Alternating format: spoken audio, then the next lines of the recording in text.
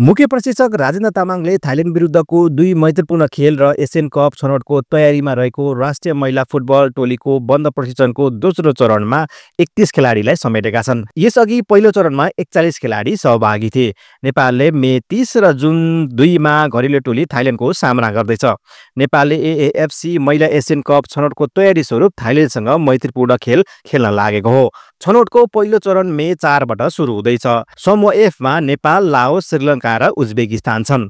यो 2.5 महिनाको अन्तरालमा यो हाम्रो अहिले जतिवटा प्लेयर्सहरु मैले बोलाएको छु नि, तिनीहरूले चाहिँ 5 वटा टुर्नामेन्ट खेलिसक्यो के।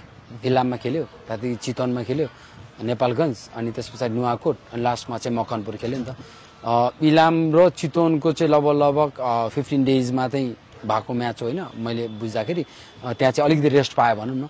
त्यसपछि चितवन आएर खेलेपछि चाहिँ अनि कति डेज पछि फेरि उनीहरु वैशाख 5 मा चाहिँ नेपालगञ्ज गयो नि त। अनि त्यहाँ पनि अलिकति रेस्ट गरेर गयो भनौं। अनि 5 पछाडी डाइरेक्ट रातारात चाहिँ यतापट्टि आए, नुवाकोट आए कि। अनि नुवाकोट सकिनेबित्तिकै रातारात पुलिस यता चाहिँ रातारात नै गएर भोलिपल्ट यहाँ आएर मकनपुरमा म्याच खेलेको। अनि त्यो 3टा म्याचलाई चाहिँ अलिकति थकित चाहिँ छ यिनीहरु चाहिँ। त्यसमा चाहिँ म अलि दुखी छु। अब मैले चाहिँ जति काम गर्नु थाइल्यान्डसँग मैले खेल्दै छु हैन।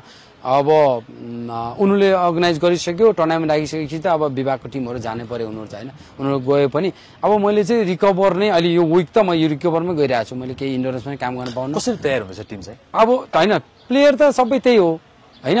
प्लेयर सबै त्यही भएपछि तयारी खासै के गर्नु पर्दैन हैन। अब हामीले चाहिँ एउटा मात्रै तयारी हो कि थाइल्यान्डको rank, world rank, Asian rank, अनि त्यसपछि उनीहरूले पार्टिसिपेट गरेको पहिलाकोहरु हैन। एक्ज्याक्टली मैले हेर्दाखेरि चाहिँ 1983 मा चाहिँ उनले एएफसी कप पनि जितिसकेको है एउटा। त्यसपछि सेकेन्डमा आएर 2015 मा वर्ल्ड कप खेलिसकेको, त्यसपछि 2019 मा वर्ल्ड कप खेलिसकेको हैन।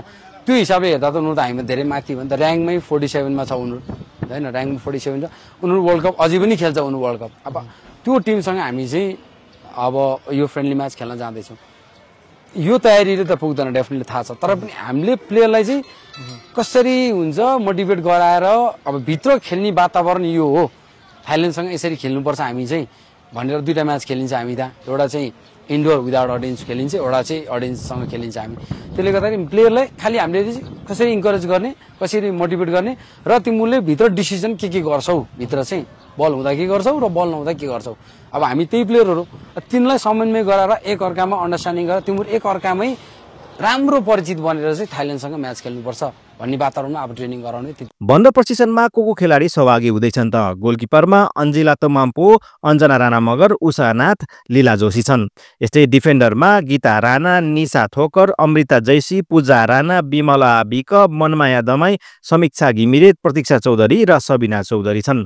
यस्तै मिडफिल्डरमा रेणुका नगरकोटी, प्रीति राई, सरू लिम्बू, सरस्वती हमाल, हिमा राउत, तुलसा बोहरा, विमला चौधरी, अनिता बस्नेत, सविता राणा मगर, सुषमा तामाङ छन्। यस्तै फरवर्डरमा सवित्रा भण्डारी, रेखा पौडेल, रश्मि कुमारी घिसिङ, अनिता केसी, चन्द्रा भण्डारी, मीना देउवा, ममता पुन र पूर्णिमा राई छन्।